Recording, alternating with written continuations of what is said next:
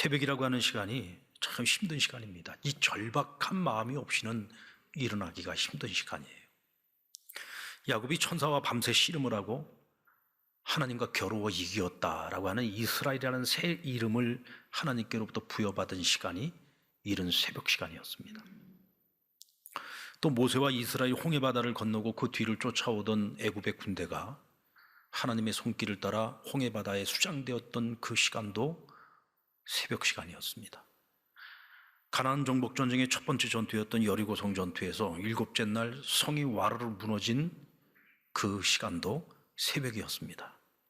아수리의 사내립 군대가 하룻밤 사이에 송장으로 변해버리고 남유다의 히스기야가 승리를 거두었던 그 시간도 새벽이었습니다. 다윗이 그 위험한 순간순간마다 새벽을 깨우면서 하나님의 도우심을 받았고요. 예수님도 역시 마찬가지로 새벽 미명이면은 한적한 곳을 찾아가서 하루를 시작하기 전에 오늘도 내가 하루를 살면서 만나게 될 수없이 많은 대적들과 또 수많은 장애물들을 극복할 수 있는 힘을 아버지께로부터 받았습니다. 이 새벽에 거두었던 그 모든 승리들의 공통점에는 절박함이라는 것이 있다는 거죠. 절박함을 가지고 하나님과 씨름하면서 이루어낸 승리들이었습니다.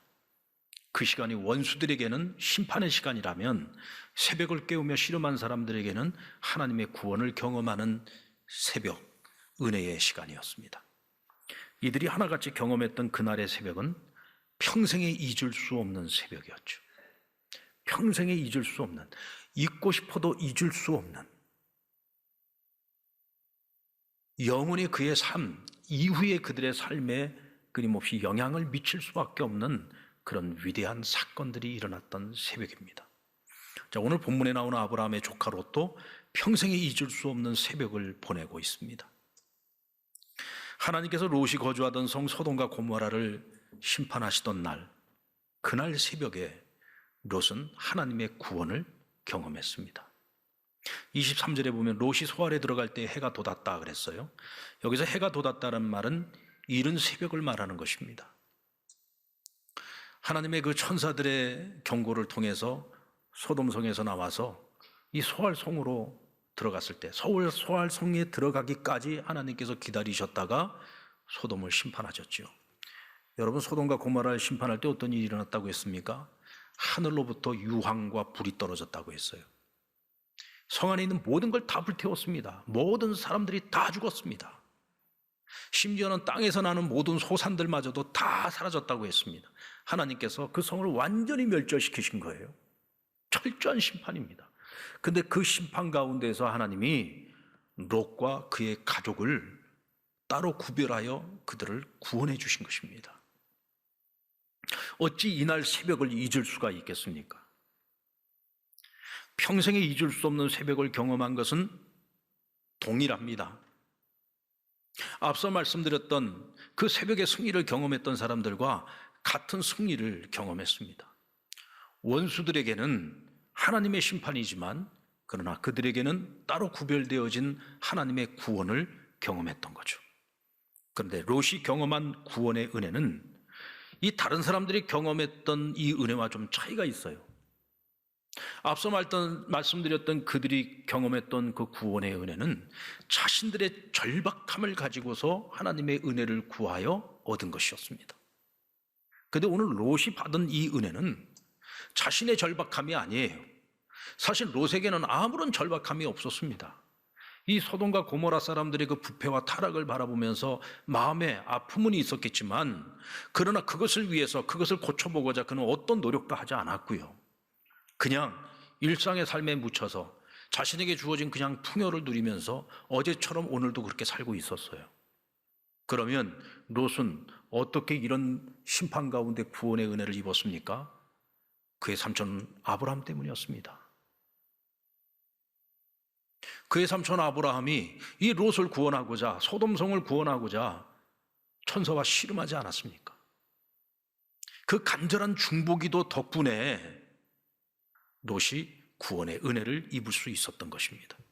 베드로후서 2장 7절에 보면 베드로 사도는 롯을 가리켜서 의로운 롯이라고 소개를 하고 있습니다. 우리 2장 7절 말씀을 보시면은 무법한 자들의 음란한 행실로 말미암아 고통당하는 의로운 롯을 건지셨도다라고 베드로는 소개하고 있어요. 자, 그런데 창세기 19장에 나타나고 있는 이 롯의 모습을 가만히 살펴보면 베드로가 말하고 있는 이 의로운 자라고 하는 이 이름을 붙이기에는 그의 삶이 너무 허물이 많아요. 문제가 많습니다. 그는 은혜를 입는 일에만 익숙했지 은혜를 베풀 줄 모르는 사람이었어요. 게다가 굉장히 이기적인 인물이었습니다. 우리가 잘 알고 있는 것처럼 롯이 그돌라오멜 동맹군에게 붙잡혀서 포로로 끌려가고 있을 때 누가 그를 구원해 주었습니까? 삼촌 아브라함이 자기 집에서 기르는 318명의 장정들을 이끌고 가서 목숨 걸고 싸워서 그를 구해낸 겁니다. 생명의 빚을 진 거예요. 삼촌 아브라함에게 롯은 생명의 빚을 진 사람이었습니다. 하나님께서 아브라함을 축복하심에 아브라함과 동행하던 롯도 복을 받았어요. 두 사람이 다 부자가 돼서 그의 목자들이 더 이상 한 곳에 머물 수 없게 되자 둘이 헤어지기로 작정을 합니다. 이때 헤어질 때 아브라함은 선택권을 누구에게 양보합니까? 롯에게 양보했습니다. 내가 좌하면 나는 우하고 내가 우하면 나는 좌하리라. 마땅히 선택권을 어른이 갖는 것이 맞는 얘기 아니겠습니까? 그동안에 삼촌 덕분에 롯은 복을 받았습니다. 그렇다면 적어도 한 번쯤은 이 삼촌의 배려에 대해서 거절을 했어야지요. 삼촌, 무슨 말도 안 되는 소리입니까? 오늘의 제가 있는 것은 다 삼촌 덕분입니다. 삼촌이 아니었었으면 저는 진작에 죽었습니다. 삼촌이 아니었었으면 저는 오늘의 이 형통을 절대로 누릴 수 없었을 겁니다. 삼촌이 먼저 갈 곳을 정하십시오. 삼촌께서 좌하면 내가 우하고 삼촌께서 우하면 제가 좌하겠습니다. 이게 당연히 그 입에서 나와야 될 말인데 그는 단 한마디도 거절하지 않고 자신이 가야 할 곳을 정해서 요단 들녘에 그 풍성한 땅을 보고 가겠다고 결정을 내립니다. 한마디로 말해서 그런 도리도 없고 배려심도 없는 사람이었던 거죠. 요단들을 선택했던 것도 아브라함은 언제나 그 모든 선택의 기준이 하나님 중심이었다면 롯은 자기 눈에 보기에 좋아 보이는 풍성한 땅을 선택했습니다. 풍요를 선택을 했던 거죠. 성공의 가능성이 많이 보이는 것을 선택했던 겁니다. 하나님의 뜻과는 전혀 상관없이 눈에 보기에 좋은 것을 결정했던 것이 바로 소돔과 고모라입니다. 그리고 자신의 두 딸과 결혼할 사위에게 하나님이 이 성을 심판하실 거라는 것을 천사로부터 듣고 난 후에 그들을 불렀어요. 이제 하나님께서 이 성을 심판하실 것이니 빨리 여기서 도망쳐 나가야 된다. 그 말을 들었을 때 두 사위 될 사람들이 뭐라고 얘기했어요? 농담으로 여겼다고 했습니다. 농담. 앞으로 장인이 될 어른입니다. 근데 그 어른의 말을 듣고 그것을 농담으로 여겼을 정도라고 하면은 이 롯이라고 하는 사람이 자기 가정 안에서 어느 정도의 영향을 미치는 사람인지를 알 수가 있죠. 전혀 영향을 미치지 못하는 그런 가장이었다는 거예요. 그의 말에 권위가 없었다는 얘기입니다. 그러니까 결국은 그 성을 빠져나와서 절대로 뒤돌아보지 말라는 천사의 경고가 있었음에도 불구하고 그 아내는 이 소돔성에서 이거 풍요로웠던 그 지난날의 추억을 버리지 못해서 뒤돌아보다가 결국은 소금 기둥이 되는 비극을 맞이하지 않았습니까? 게다가 그는 성을 빨리 빠져나가 높은 산으로 도망치라는 천사의 경고를 듣고도 16절에 보면 지체했다 그랬어요. 여러분 지금 온 성이 다 불타서 심판을 받아야 되는 상황이에요. 한시가 급합니다. 지금 몸만 빠져나오는 것도 지금 힘들고 어려운 상황인데 왜 지체했을까요? 왜 머뭇거렸을까요? 이곳에 두고 떠나야 되는 것들이 너무 많은 거예요. 포기해야 되는 것들이 너무 많은 겁니다. 그러니까 떠나지를 못하는 거예요. 그것을 보다 못한 천사들이 마음이 급해서 어떻게 했다 그랬어요? 그들의 손을 붙잡고 억지로 성 밖으로 이끌어내었다고 했습니다. 억지로 이끌어낸 겁니다. 지체하고 있으니까 머뭇거리고 있으니까 결단을 못 내리고 있으니까 천사들이 그들이 마음이 급해가지고 그들을 붙잡아서 이끌어낸 거예요. 멀리 산으로 도망치라고 하는데 롯이 뭐라고 했습니까? 산은 너무 멀어 우리가 도망치는 중에 죽겠나이다. 그러니 가까운 성 소안에 머물겠다고 합니다. 근데 하나님께서 그 소원조차도 들어주셨어요. 이 롯이라고 하는 사람의 됨됨이를 보면은요, 하나님께서 이 사람에게 왜 이렇게 은혜를 베푸시는가 싶을 정도로 오늘 형편없는 모습을 보여주고 있잖아요. 여러분 성경에 오늘 29절의 말씀에 보면은 하나님께서 롯을 구원하신 이유에 대해서 명백하게 밝히고 있어요. 하나님께서 아브라함을 생각하사 롯을 하나님의 심판에서 제외시키셨다 그랬어요. 누구를 생각했다고요? 아브라함을 생각해서. 하나님은 이 아브라함을 얼마나 사랑하셨으면, 이 아브라함의 사람됨을 하나님이 얼마나 귀하게 여기셨으면, 그래서 그가 눈물로 호소하는 그 중보기도를 듣고 롯에게 은혜를 베푼 거예요. 도저히 은혜 받을 수 없는 그 어느 것 하나도 마음에 들지 않지만, 그러나 아브라함을 생각해서 하나님이 롯을 구원해 주셨다는 거죠. 자, 그런데 베드로 사도는 왜 그를 의로운 롯이라고 이야기를 했을까요? 오늘 여기서 말하고 있는 이 의는 상대적인 의를 말하는 겁니다. 하나님의 심판을 받아야 되는 이 소돔과 고모라 사람들의 의에 비해서 오늘 롯이 그나마 조금 더 낫다는 거예요.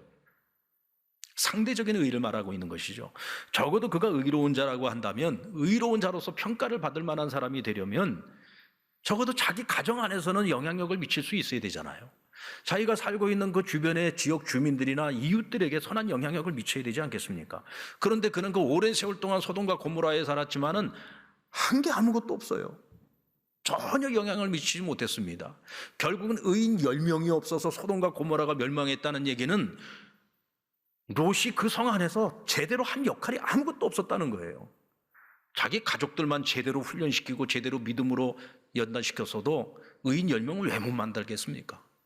자기하고 가까이 친하게 지내고 있는 사람들에게 영향력을 미쳤다면 왜 의인 10명을 못 찾겠습니까?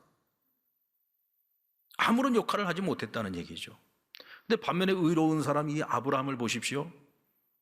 그는 소돔과 고모라를 하나님이 심판하실 거라는 얘기를 들었을 때 이 성을 구원하기 위해서 포기하지 않았습니다. 끝까지 천사들을 붙들고 씨름하지 않았습니까?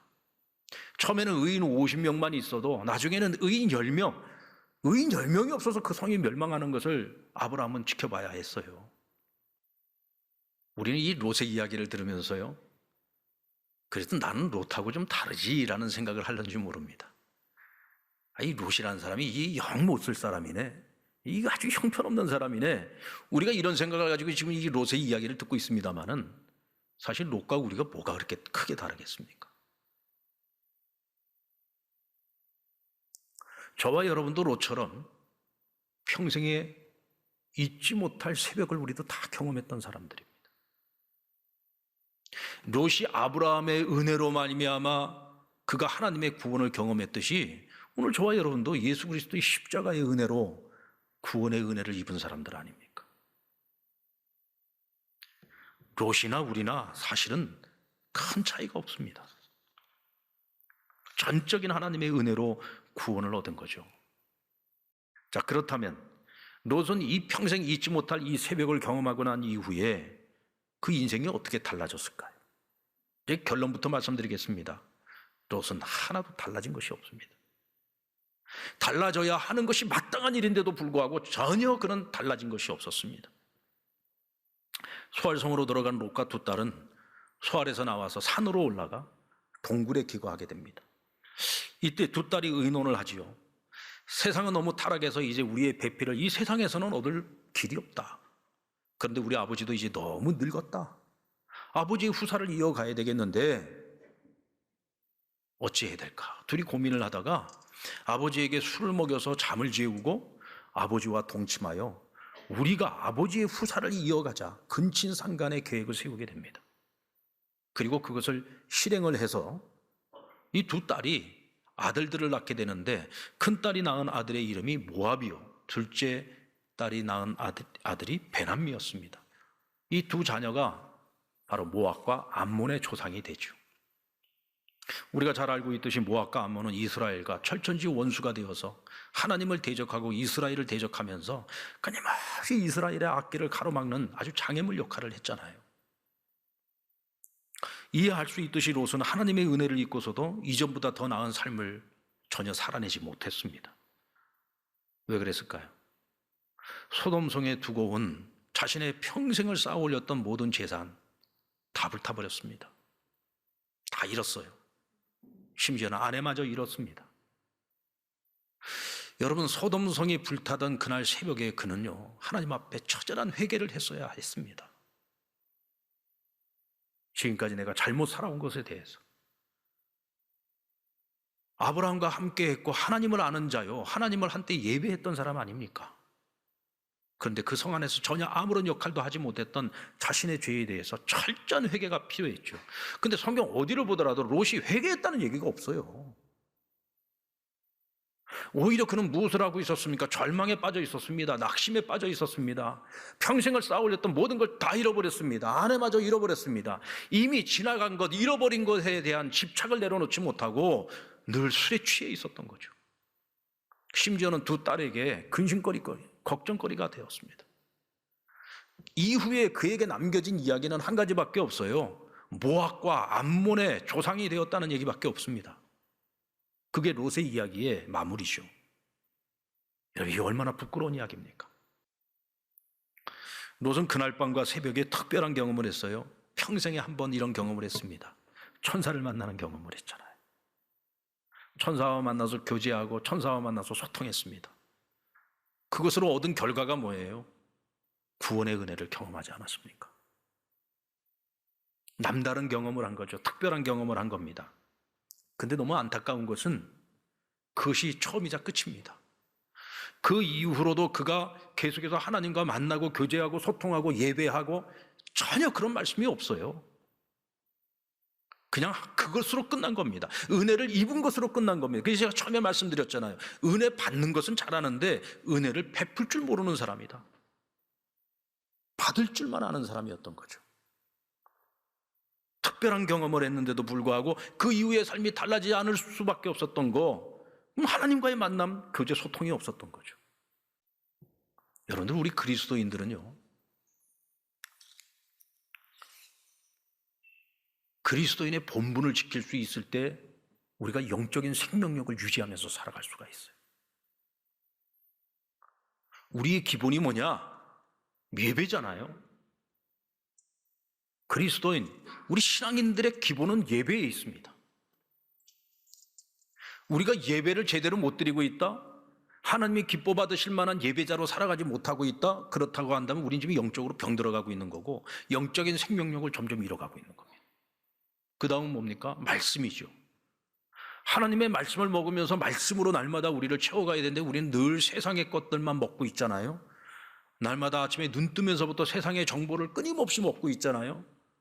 우리가 눈으로 보는 것, 귀로 듣는 모든 것들이, 세상 것들은 내가 그냥 무방비 상태로 끊임없이 내 안으로 다 들어오고 있는데 우리가 성경을 읽지 않고 묵상하지 않고 말씀을 붙잡고 살아가지 않으니까 내 안에 말씀으로 채워지는 것이 아니라 세상으로 점점 채워지는 거예요.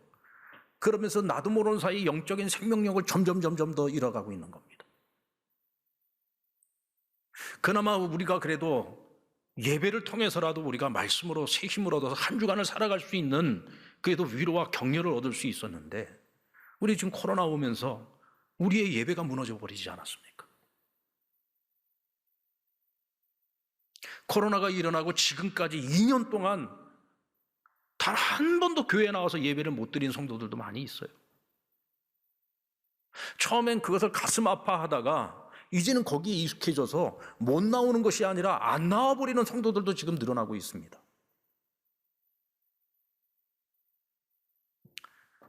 하나님 앞에 참된 예배자로 서지 못하는 우리가 어떻게 우리 애가 이 영적인 생명을 유지할 수가 있겠습니까?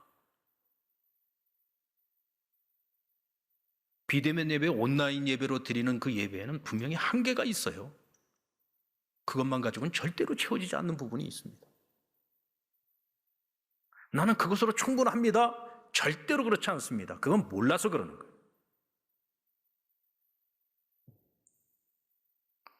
절대로 거기에 머물 생각을 하면 안 됩니다.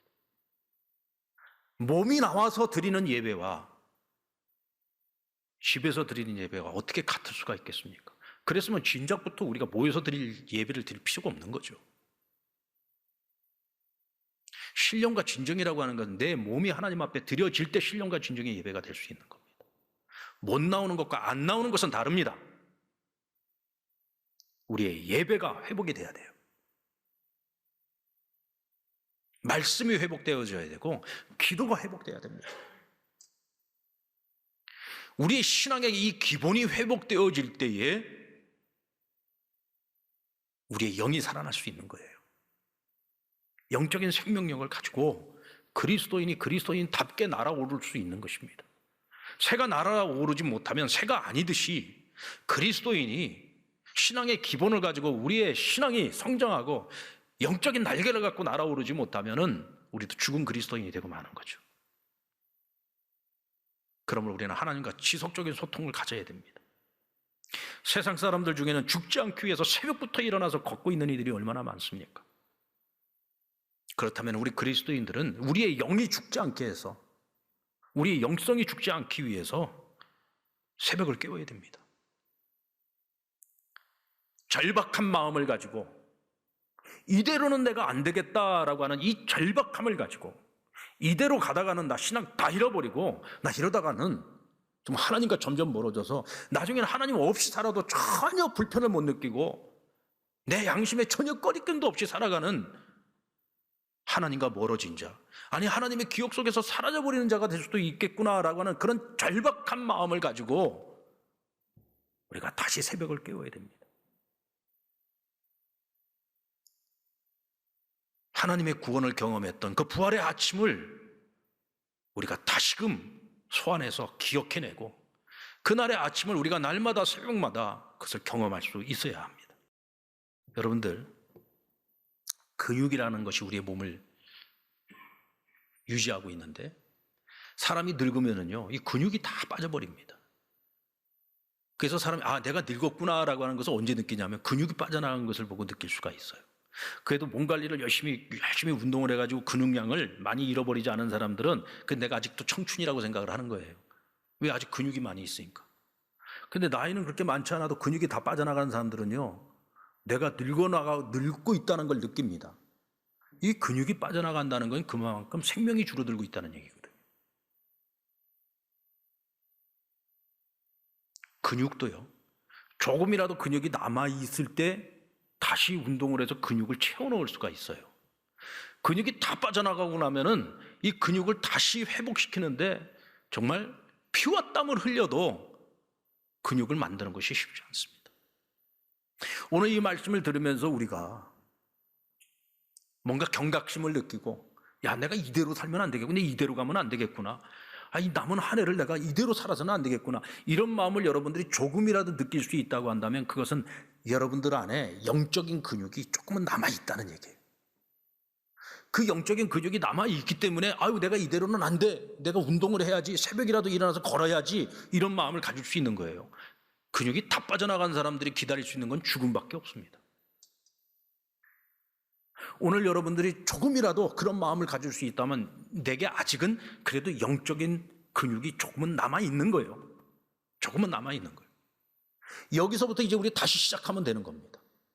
여기서부터 다시 시작하면 그 근육을 키워가지고 어떤 바람이 불어와도 끄떡하지 않고 어떤 것이 와서 나를 넘어뜨리려고 해도 끄떡하지 않고 버텨낼 수 있는 우리가 힘을 얻을 수가 있어요.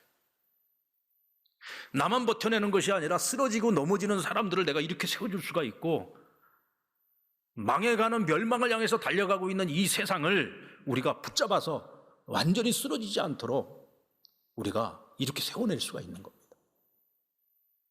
그런데 우리가 다 죽어버리면, 우리가 자포자기해버리면 빠져가는 이 근육을 그냥 이것이 운명이려니 생각하고 이제 죽을 때만 기다린다면 이 세상은 희망이 없는 거죠.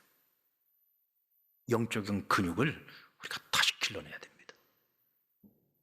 여러분, 우리가 지난 9개월 동안 제대로 못했다면 이번 남은 3개월 동안은 우리 한번 새벽을 깨워보십시다.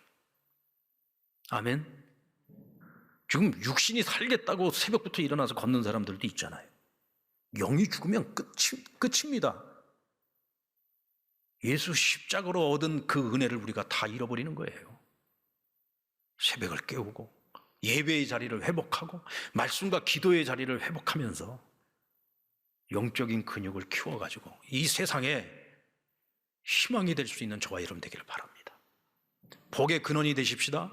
롯과같이 무책임한 그리스도인이 아니라 아브라함처럼 세상을 구원하고 세상을 살려낼 수 있는 그런 책임 있는 그리스도인의 삶을 살아낼 수 있기를 주의 이름으로 축원합니다.